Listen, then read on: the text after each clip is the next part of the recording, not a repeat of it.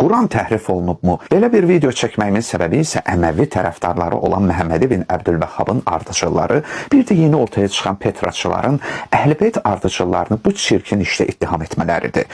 Sənə deyir ki, Quranın təhrifinə inanırsan. Deyirsən, yox, inanmıram.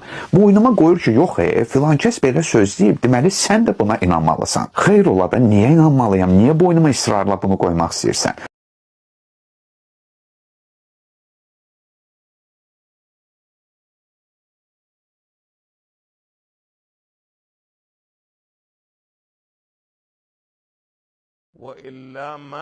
Quranın təhrif edilmədiyini deyənlərə səslənirəm. İndi biz Quranın ləfsi təhrifindən danışan 1200 hədislə nə edək?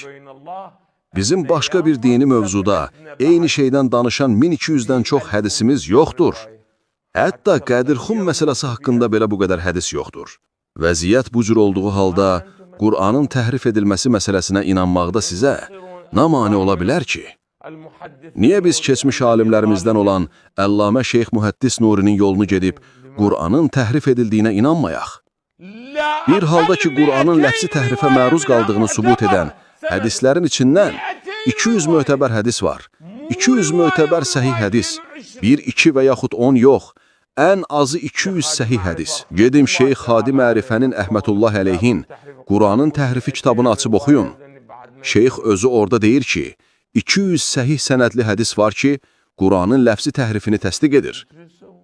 Belə halda biz susub qəbul etməkdən başqa heç nə edə bilmərik.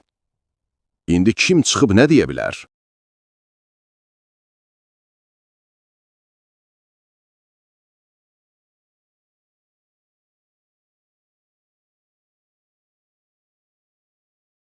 Ona görə də bu məsələni, ittihamı və töhməti bir dəfəlik bağlayın. Bu ancaq düşmənə sərf edir. Töhməti bir dəfəlik bağlayın. Bu ancaq düşmənə sərf edir. Bu ancaq düşmənə sərf edir. Ömər ibn Xəttab Peyğəmbərin sağlığında bir neçə dəfə ona qarşı çıxır. Peyğəmbər vəfat edən ərəfədə hələ bir sıra səhabə tərəfindən həzrətə qüsül verilərkən, ayrı bir dəstə səhabə Səqifədə toplaşıb, xüsusilə Ömər ibn Xəttabın cəhdləri sayəsində Əbu Bəkri xəlifə və Peyğəmbərin canişini seçdilər.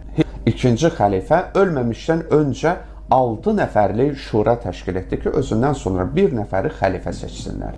Şuranın üzvlərini elə seçmişdi və elə şərtlər qoymuşdu ki, xəlifə Osman seçilsin. Ömər ibn Xəttab olduqca tünd xasiyyət insanı idi.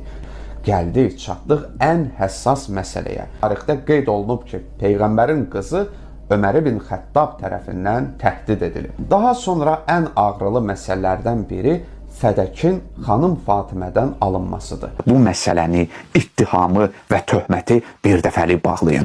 Bu ancaq düşmənə sərf edir. Bu ancaq düşmənə sərf edir. Bugün Allah, Quran, Peyğəmbər haqqında haqsız sözlər deyildikdə susanlar, məsələ hansısa səhabədən düşəndə bərk narahat olurlar. Çünki səhabəni müqəddəs hesab edirlər.